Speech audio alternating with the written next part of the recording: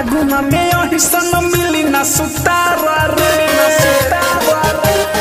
आए है सुन सन तोहनी के नहीं खे भतारा रे फागुन में यही सन मिली ना सुतारा रे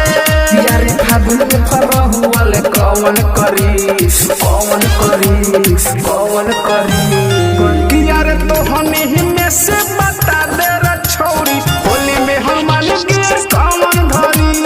तोहनी ही में से बता दे रे छोड़ी होली में हमारे गिर कौन धरी सावन रिकॉर्डिंग स्टूडियो लाल होली में हमारे गिर होली में हमारे गिर music by Mohan Yadav.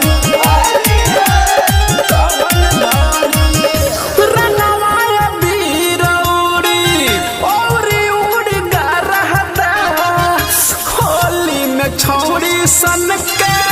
Form पारादा आए हाय उरनव है बीरौरी और ही जगा रहता होली में छोड़ी सन के फारम पारादा किया रे फागुन में लाल पियर हो जाई मसीन हो ना देखम रात और ना देखम दिन हो चोली में दू को बॉल जरी तोहनी ही में से बता दे रे छोरी होली में हनुमान के कौन धरी रे तोहनी ही में से बता दे रे छोरी होली में हनुमान के कौन धरी होली में हनुमान के होली में हनुमान के म्यूजिक बाय मोहन यादव। खेलबू न होली जे कहब छिहत्तरी लइकन सगारी दी है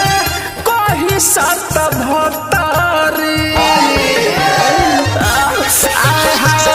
खेलबू न होली जे कहब छिहत्तरी लइकन सगारी दी है कही सत भत्तरी